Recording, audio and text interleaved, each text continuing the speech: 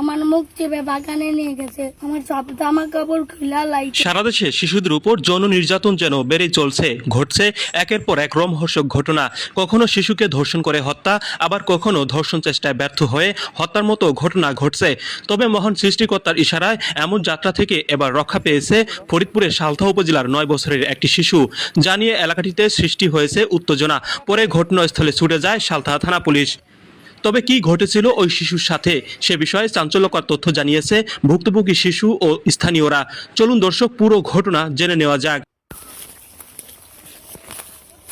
শনিবার ২৩ মে দুপুরে বাড়ির পাশে এই বাগানটিতে আম কুড়াতে গিয়েছিল ৯ বছরের এই শিশুকন্যা। ঠিক ওই সময় বাগানের মধ্যে শিশুটিকে একা পেয়ে পেছন থেকে মুখ আটকে ধরেন খায়ের দায় নামে এক যুবক। এ সময় রামদা দিয়ে ভয় ভীতি দেখিয়ে শিশুটির মুখ আটকে ধরে বাগানের গহীনে নিয়ে যায় খায়ের। সেখানে শিশুটিকে জোরপূর্বক বিবস্ত্র করে ধর্ষণের চেষ্টা চালানো হয়। মানে আমি জায়গা দাঁড়াইছি, এই জায়গার তার ক্যামেরা দেখছে, দেখার পরে দৌড় দিচ্ছি। ওরে শোয়াইছিল কোন জায়গা? এই যে গাছের সাথে আর কি, ওই গাছের পরে শোয়াইছিল না? নিয়ে এই পাইতে বইছিল। আমার মুখ চেপে বাগানে নিয়ে গেছে, তারপরে আমার সব জামা কাপড় খুলা লাইছে। তারপরে সজীব ভাইয়া দেখছে, তারপরে ওরে দাপুর দিতে ওই পথে চলে আইছে। তারপর আমি বাড়ি গেছি চলে, আমার মুখ আটকায় ধরছে, আমি চিল্লান পারিনি। এই ঘরের পিছনে আম গাছে, ওই জায়গা আম টুয়াবের গাছে ওখানে মুখ আটকায় দৌড়ে নিয়ে গেছে বাগানের ভিতরে। ও রাতে একখান রান্দাও ছিল। আচ্ছা, পরে শেষে এই কাপড় চুল বলে খুলে ফেলাইছে। ওই সজীব দেখছে, দেখার পর হলো ও দাবুর দিছে, দাবুর দিয়ে হলো ও চলে আইছে বাড়ি, আর ওরে দাবায় নিয়ে গেছে ওই যে স্বপন শহীদের বাড়ি। স্থানীয়রা জানায় ঘটনাটি স্থানীয় সজীব নামে এক যুবক দেখে ফেলে এবং ধাওয়া দিয়ে অভিযুক্ত খায়েরকে একটি ঘরে আটকে রাখা হয়। পরে কৌশলে ওই ঘর থেকে পালিয়ে যায় অভিযুক্ত খায়ের।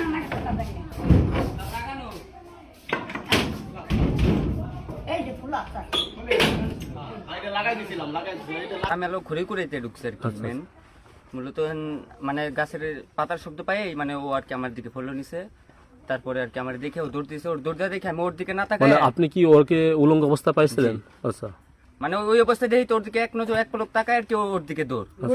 ওরে দাপত দিয়ে এইদিকে আনছে, আমি অনেক চিল্লাইছি, অনেক লোক ছিল, তারা ধরে নাই স্যার। আচ্ছা, তারা কেউ আগে নাই, ভালো কথা। এই ঘরে এলো লাভ দিয়ে উঠছে, তারপরে আমি অনেক কষ্ট ধরে আটকাইছি। আটকানোর পরে আমি তাকে কয়ে গেছি আপনার 5টা মিনিট একটু এই জায়গায় আটকানো থাক, আমার গার্জেন ডাক দিই। এরপরে আইসে দিয়ে যে নাই। এই ঘটনায় এলাকায় চরম ক্ষোভ ও উত্তেজনার সৃষ্টি হয়েছে। খবর পেয়ে সালথা থানার পুলিশ ঘটনাস্থল পরিদর্শন করেন। চাঞ্চল্যকর এই ঘটনাটি ঘটেছে ফরিদপুরের সালথা উপজেলার সোনাপুর ইউনিয়নের একটি গ্রামে।